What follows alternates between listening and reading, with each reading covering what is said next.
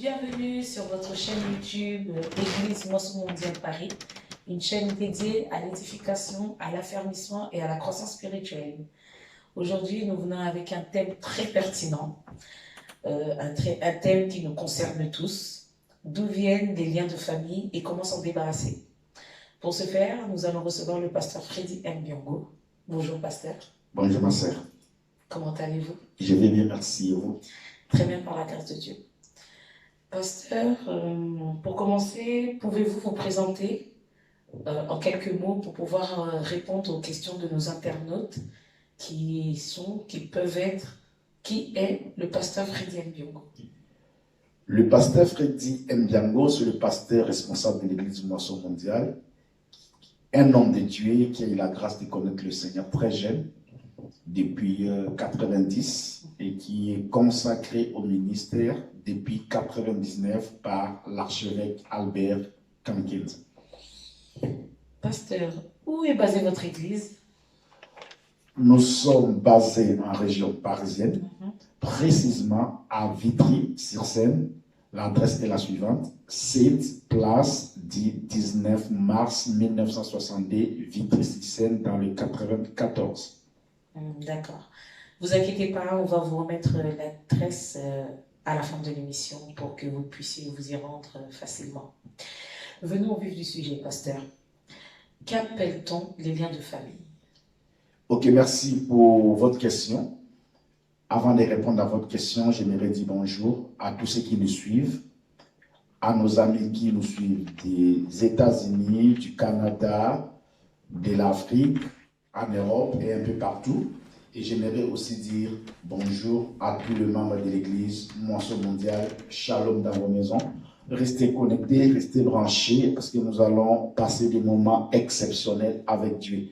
Voilà, j'aimerais prendre la Bible pour répondre à ta question. Prenez vos Bibles avec nous si vous avez vos Bibles, peu importe la forme de la Bible. Ça peut être dans une tablette, dans un téléphone, peu importe. Le format nous importe peu, mais c'est ce qui est à l'intérieur qui nous importe. Hébreux, chapitre 2, verset 14, je vais lire la partie A.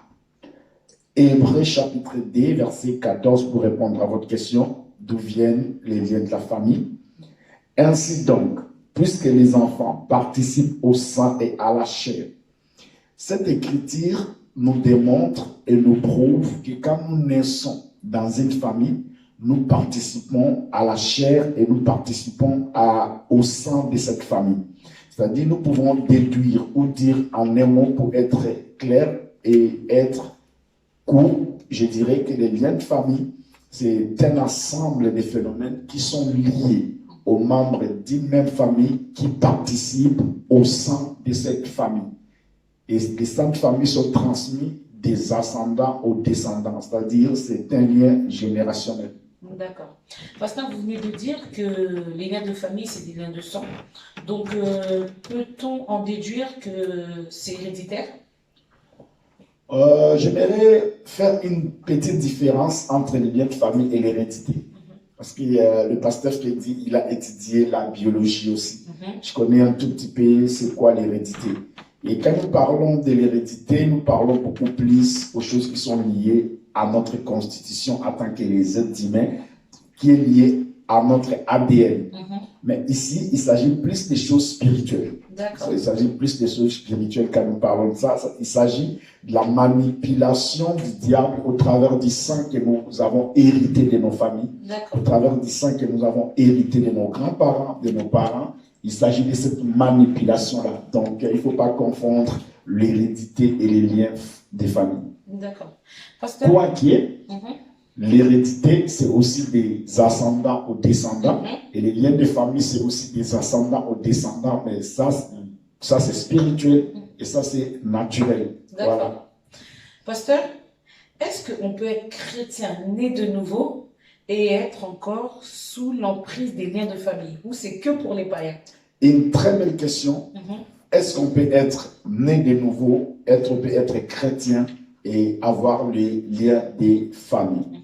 J'aimerais dire que c'est possible, c'est possible d'être né de nouveau et avoir les liens de famille. Je vous explique. Quand nous naissons de nouveau, ce n'est pas la chair qui est née de nouveau, ce n'est pas l'âme qui est née de nouveau, mais c'est l'esprit qui est né de nouveau. Le jour où j'accepte le Seigneur Jésus comme mon Seigneur et Sauveur personnel, mon esprit est régénéré. Je suis né de nouveau au niveau de mon esprit. C'est mon esprit qui devient une nouvelle créature, mais au niveau de mon âme, qui est le siège des émotions, des sentiments, de ces choses, j'ai encore besoin de la parole de Dieu, que la parole de Dieu puisse restaurer, renouveler mon âme. Et c'est quelque chose qui ne se fait pas du jour au lendemain. Comme disent les anglophones, ça ne se fait pas overnight. C'est-à-dire, tu dors et tu te réveilles, tout est parfait, tout est OK. Sinon, on ne verrait pas ce que nous sommes en train de voir aujourd'hui à l'église. On ne verrait pas. Aujourd'hui à l'église, on voit qu'il y a des choses. Il y a des gens qui sont dans les Seigneurs des années et des années, mais il n'y a pas d'avancement, il n'y a pas de progrès. Et il y a même des familles dans le Seigneur qui répètent la même histoire du côté négatif, qui répètent la même chose du côté négatif. Donc je peux dire que naître de nouveau, c'est juste l'esprit qui est né de nouveau, mais il y a un travail que je dois faire au niveau de mon âme, et il y a un travail que je dois faire au niveau de mon corps. Donc, c'est possible que quelqu'un naisse de nouveau et qu'il puisse encore vivre sous l'influence des liens de sa famille. D'accord, pasteur. Pasteur, expliquez-nous concrètement comment se manifeste le lien de famille dans une vie quotidienne, dans chacune des personnes dans la vie quotidienne. Comment se manifestent les liens de famille? Oui, les liens de famille se manifestent par la répétition des choses négatives. Par la répétition des choses négatives, tu peux juste observer une famille ou observant chacun de nous, nous pouvons observer nos familles, nous pouvons observer les familles qui nous entourent, même les familles qui sont à l'église, et tu vas voir que dans certaines familles ou dans beaucoup de familles, il y a des choses qui se répètent. Tous les membres de cette famille, ils sont en train de vivre ou de répéter la même vie. Je prendrai des exemples pour édifier et pour aider les gens. Tu vas voir, je connais certaines familles où tu vas voir, dans une famille, tous les garçons de cette famille sont des ivrognes. Même s'ils travaillent, même s'ils gagnent de l'argent, leur argent ne finit que par la bière, dans l'alcool, l'ivrognerie. Ils ne font rien de leur vie à part le fait de boire. Ils vont boire jusqu'à ce que la bière les amène à la mort. Et dans certaines familles, tu vas voir, ils peuvent avoir de très belles filles, mais qui ne se marient jamais. Elles sont bien quand elles sont en dehors. Mais quand elles entrent dans le mariage, peu importe ce qu'elles peuvent faire, elles finissent toujours par sortir. Donc, il y en a tellement. Et dans d'autres familles, même, il y a des gens qui meurent avant l'âge de 40 ans. Tu vois, il y a des gens qui meurent avant l'âge de 40 ans. Tout le monde meurt avant d'avoir atteint 40 ans. Ça dit, ça se manifeste. Et il y a d'autres familles, tu vas voir, on va essayer d'approfondir un peu plus tard. Tu vas voir dans d'autres familles, personne n'a jamais réussi dans la vie. Tout le monde est pauvre. Même pour avoir 100 € dans de telles familles, même si tout le monde cotise, ils n'atteignent pas 100 €. Une pauvreté, le grand-père était pauvre, le père, les enfants, ainsi de suite. Et ça se manifeste un peu comme ça. D'accord. Donc, on peut en déduire que le comportement, le caractère, c'est une conséquence des liens de famille. Oui, ce genre de choses, souvent, quand ça se répète, c'est la conséquence.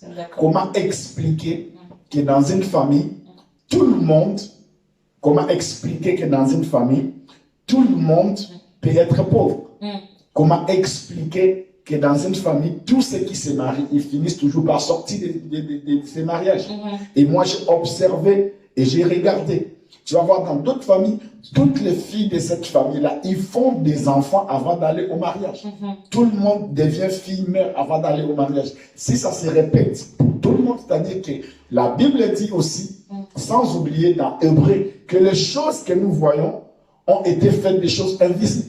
C'est-à-dire les choses visibles que nous voyons dans les familles, comment l'histoire se répète d'une manière négative. Il y a une influence pour que les gens ne disent pas que je raconte n'importe quoi, pour que les gens ne disent pas que ça vient de moi. J'aimerais bien qu'on soit biblique, qu'on soit bibliste. Rentrons dans Hébreu.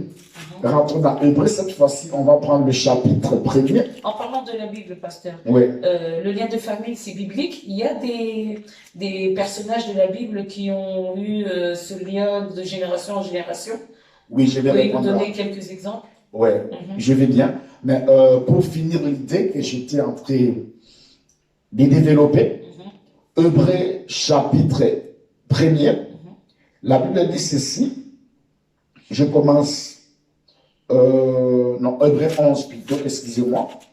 Hébreux chapitre 11, pas chapitre, Hébreux chapitre 11. La Bible dit ceci, verset 2.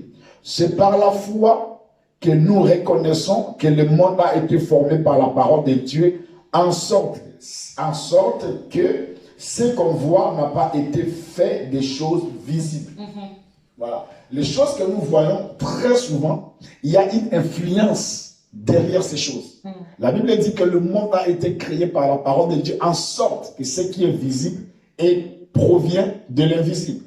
Et souvent, les gens ils pensent que c'est anodin. Souvent, les gens pensent que c'est par hasard, mais en réalité, il n'y a pas d'hasard.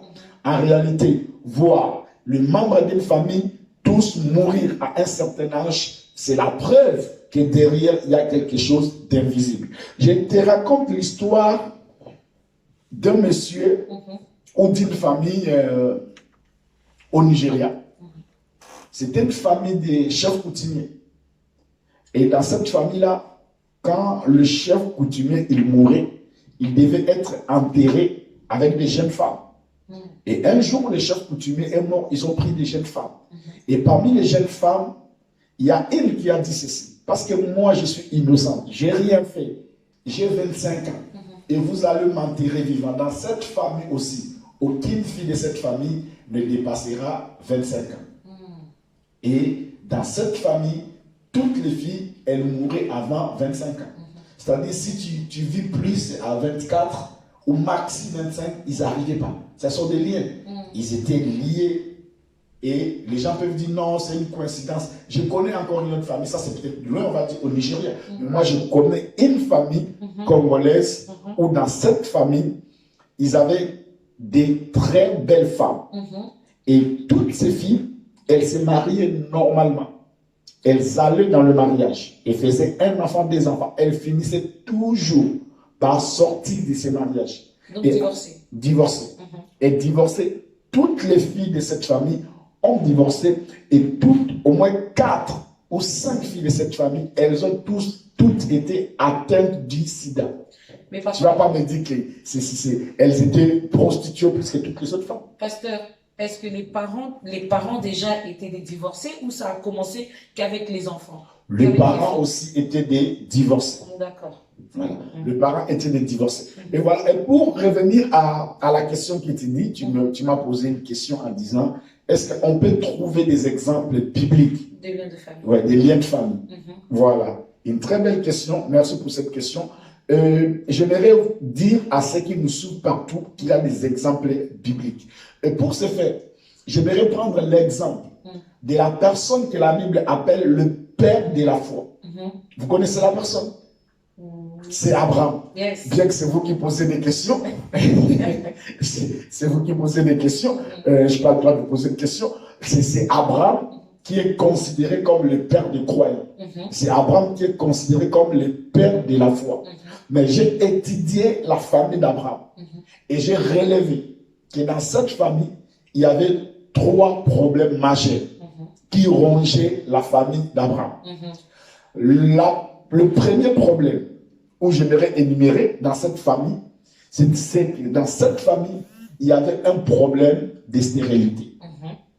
Il y avait un problème de stérilité dans la famille d'Abraham. Nous connaissons Sarah, qui est la mère des croyants. Elle a eu son fils à quel âge? À 90 ans. Et la Bible reconnaît que Sarah était stérile.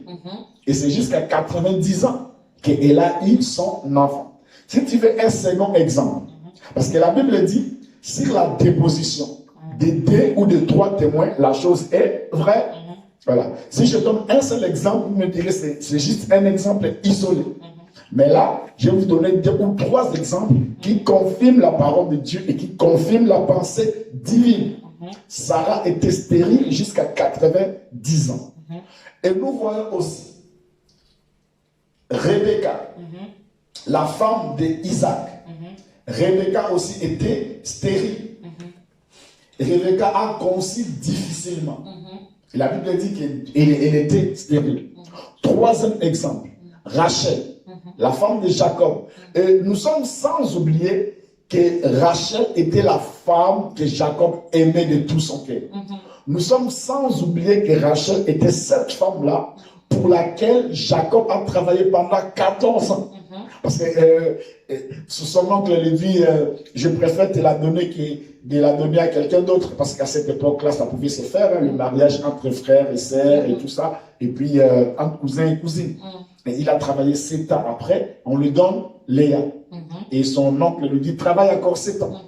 Et quand il a eu Rachel, Rachel était stérile. Elle se battit pour concevoir. C'est-à-dire, nous voyons déjà qu'il y a le premier problème, comme j'ai dit là, c'était un problème de stérilité. Les 3 femmes dans cette famille étaient stériles. Et le deuxième problème que j'ai énuméré dans la famille d'Abraham, c'était le nombre limité des enfants. Alors qu'à cette époque-là, et la Bible dit dans la ligne des psaumes que les enfants sont une grande bénédiction. Et celui qui remplissait sa maison était béni. C'est-à-dire, tout le monde à cette époque-là avait l'ambition d'avoir plusieurs enfants. Mais quand nous regardons Abraham avec Sarah, ils ont eu Isaac, un seul enfant, à 90 ans, après la stérilité. Nous regardons Rachel, pardon, nous regardons Rebecca. Rebecca a eu il a eu des jumeaux. Mais c'était après combien de temps? Il s'est battu dans la stérilité pour avoir les jumeaux. Et après les jumeaux, plus rien. Sarah après Isaac, plus rien. Rebecca après les jumeaux, plus rien. Rachel aussi, dont on parlait tout à l'heure, la femme bien-aimée de Jacob.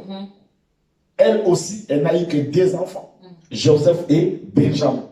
Et après Joseph et Benjamin, plus rien. Ça, c'était le second problème. Il y a d'autres problèmes dans cette famille où les gens parlent du mensonge. Mais je ne vais pas essayer de toucher ça pour compte tenu du temps. Abraham a menti, Jacob a menti, ça, les gens ont beaucoup écouté ça. Et là, le 3e problème que je trouve très important, dans cette famille, ils avaient un problème sérieux, manque, ou la perte plutôt, la perte des droits d'aînesse chez tous les aînés. Dans la famille d'Abraham, tous les aînés de cette famille, ils perdaient leurs droits d'aînesse. Écoutez, la Bible, c'est un livre de lois, la Bible, c'est un livre de principes. Et la loi qui concerne les aînés, quand Dieu a tué tout le premier-né en Égypte, depuis la maison de Pharaon jusqu'à les animaux, Dieu a dit à Moïse, tu vas me consacrer tous les premiers-nés. Tous les premiers-nés, ils vont appartenir à l'Éternel. Et la loi de l'héritage, Dieu dit à Moïse, tu vas dire aux enfants d'Israël que tous les premiers-nés, ils ont droit à une double portion de l'héritage. C'est-à-dire chaque premier-né, il avait droit aux doubles portions. Si j'ai 12 enfants, mon fils aîné doit avoir double portion par rapport à ses frères.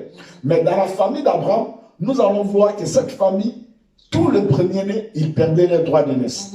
Je commence. Nous prenons Ismaël. En réalité, le fils biologique, le fils aîné d'Abraham, biologiquement, ce n'est pas Isaac.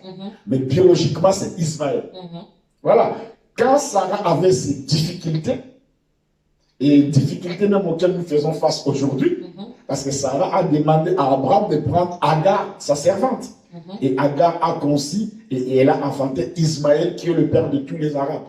Donc le Ben Laden, comment on appelle,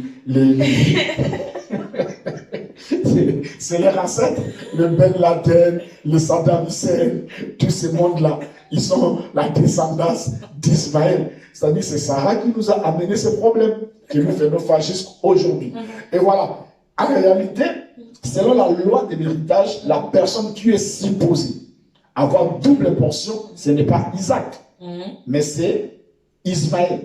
Mais quand Sarah demande à Abraham de chasser Agar avec Ismaël, Dieu lui dit accorde.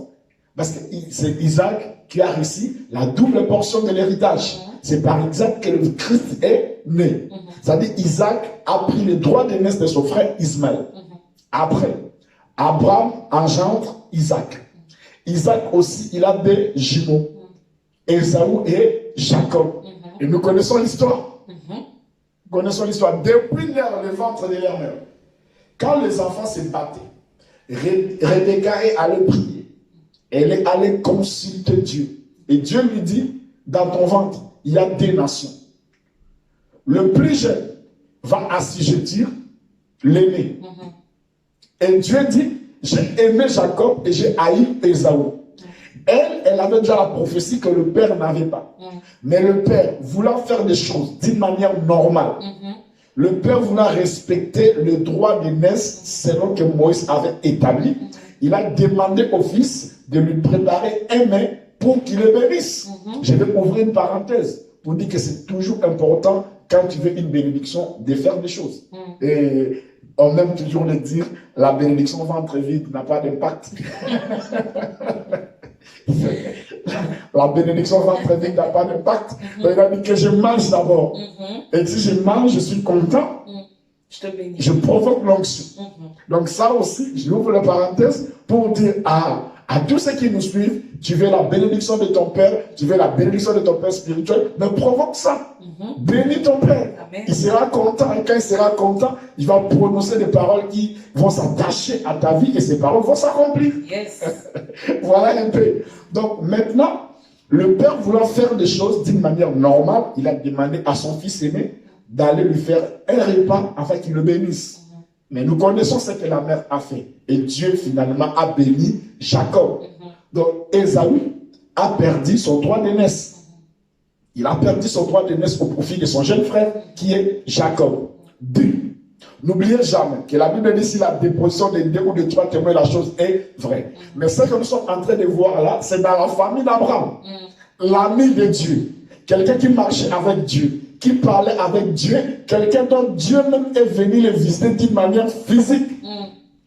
Amen. Maintenant, si on peut avoir ce problème-là dans la famille d'Abraham, à combien plus forte raison nos familles à nous? On n'a qu'à observer nos familles. Arrêtons des fois de crier, arrêtons de dire des choses. Oui, écoutez, oui, je crois, tout est accompli, mais tout n'est pas manifesté. Voilà, tout est accompli, mais tout n'est pas manifesté.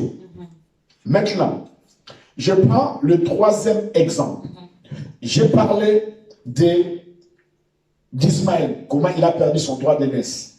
J'ai parlé d'Ésaü, comment il a perdu son droit d'aînesse. Maintenant, regardez Jacob aussi. Son fils aîné, c'était Ruben. En réalité, c'est Ruben qui devait avoir la double portion. Mais le diable, je vais te dire une chose, c'est souvent quand vous êtes liés, quand tu t'approches de ta bénédiction, ces liens de famille t'amènent à faire une erreur pour que tu raches ton héritage.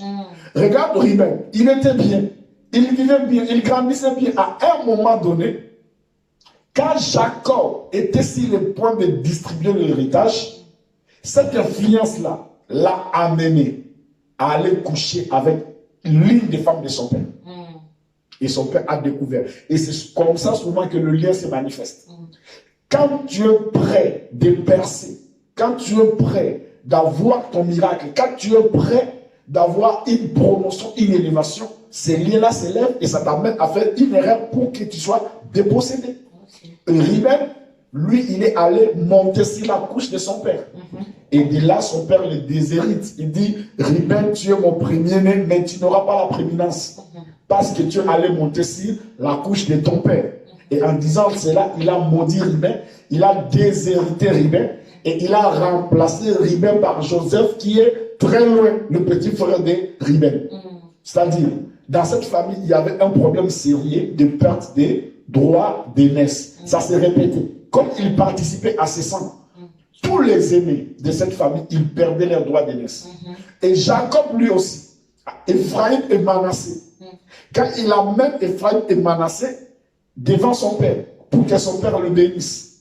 Le père aussi, connaissant le principe, connaissant la loi, il a pris sa main droite, il a posé sur le plus jeune, et il prend la main gauche, il pose sur l'aîné.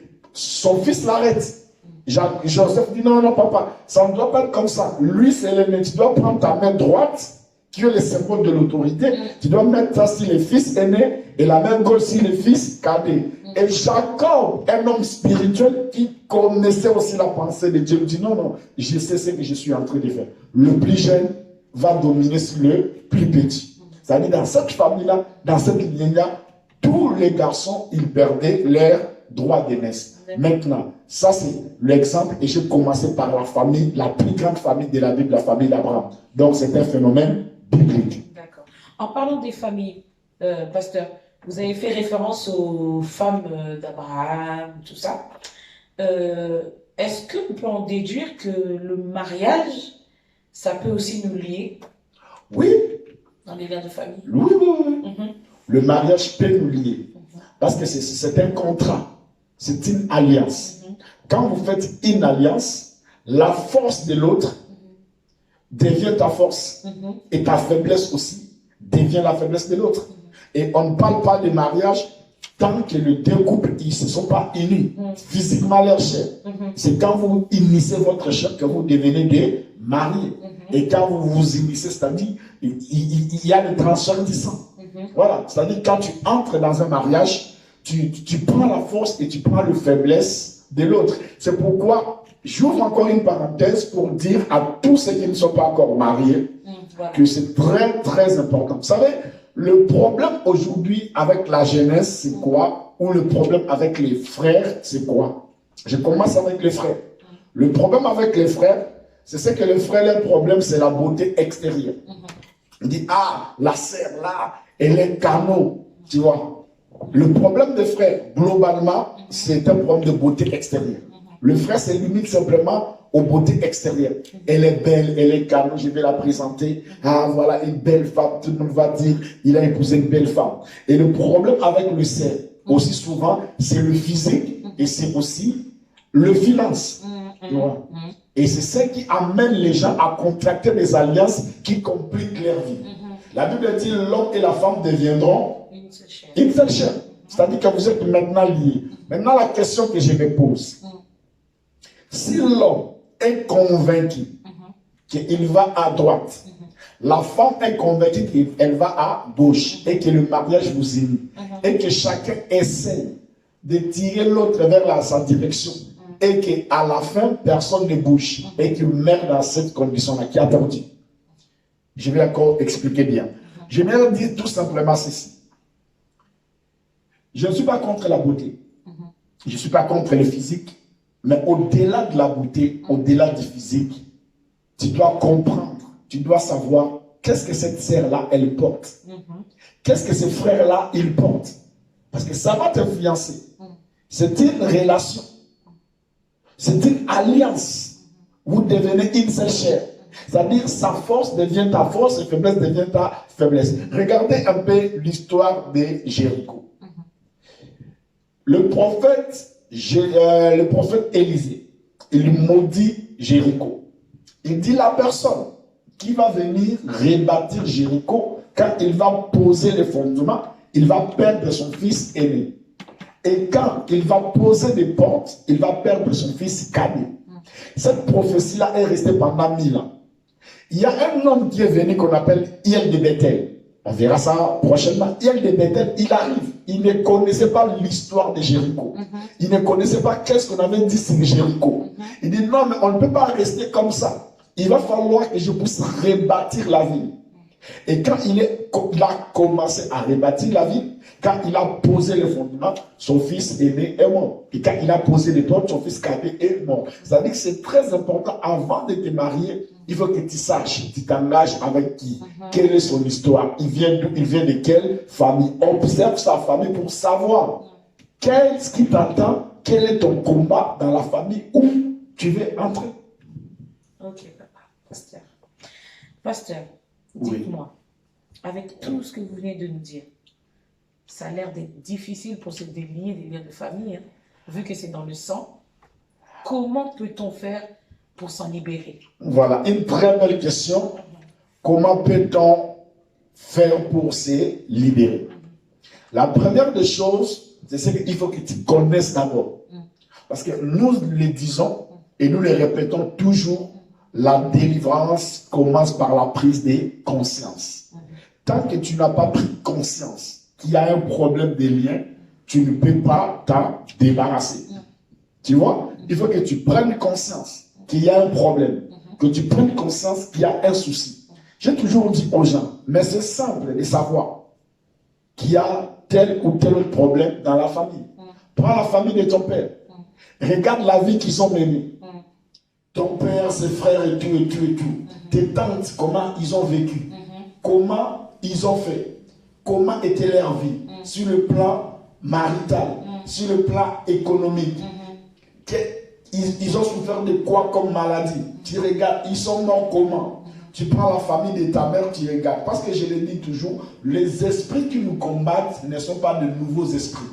C'est le même esprit qui a combattu nos grands-parents, nos parents, et ce sont ces esprits-là qui peuvent nous combattre. C'est pourquoi c'est très important d'abord de savoir.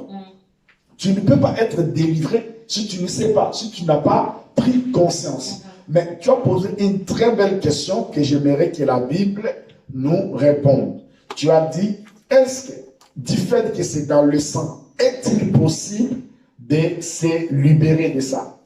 Je dirais que c'est... Moi et ma famille. Ouais. Je dirais que c'est très possible. C'est très possible. Nous allons lire Jean, l'évangile de Jean, chapitre 1er, le verset 12. Jean, chapitre 1er, verset 12. La Bible dit ceci. Mais à tous ceux qui l'ont reçu, à ceux qui croient en son nom, la parole, elle a donné le pouvoir de devenir enfants de Dieu, lesquels sont nés non du sang. J'aime beaucoup cette écriture.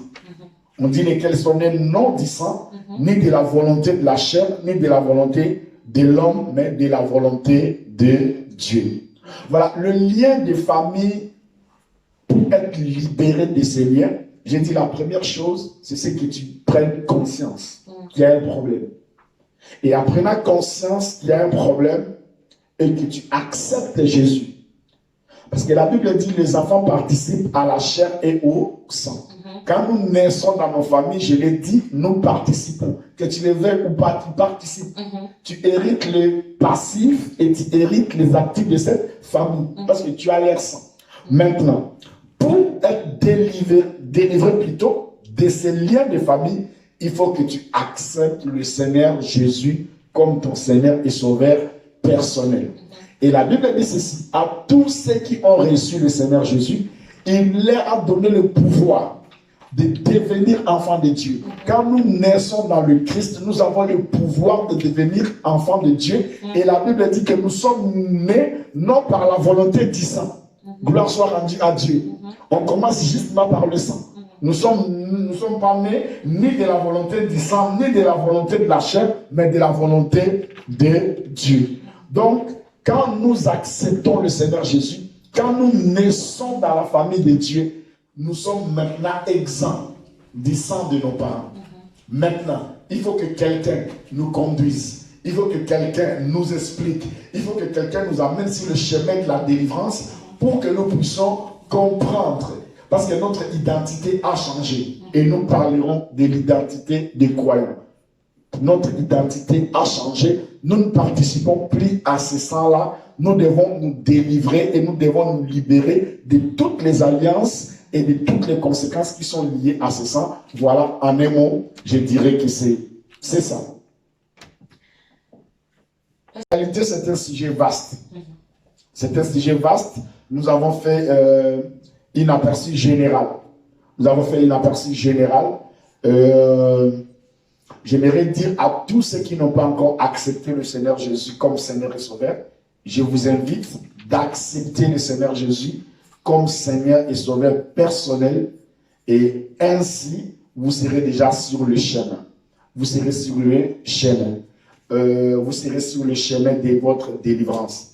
Toi qui n'as pas encore accepté le Seigneur Jésus, accepte-le comme ton Seigneur et Sauveur et personnel. Et toi qui es déjà dans le Seigneur et qui ne comprends pas ces choses, parce que n'oubliez pas, je l'ai dit, tout est accompli, mais tout n'est pas manifesté. Quand nous acceptons Jésus, c'est notre esprit qui est né de nouveau et nous avons besoin d'être coachés, nous avons besoin d'être enseignés, nous avons besoin de vivre la transformation au niveau de nos âmes et au niveau de nos corps. Ainsi, nous allons nous débarrasser des liens de nos familles.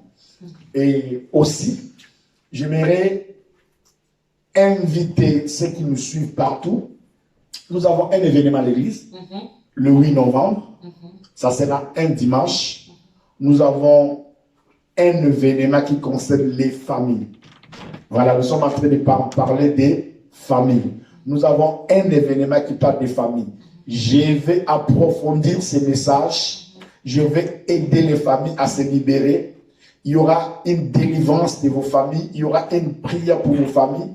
Donc, le 8 novembre, venez avec vos familles. Nous allons commencer à 15h30 pour finir à 17h30.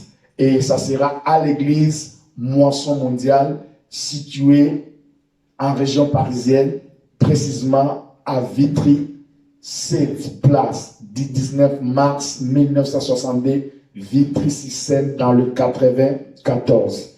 Amenez vos frères, amenez vos sœurs, Dieu vous bénira. Prenez rendez-vous le 8 novembre. Dieu vous bénisse.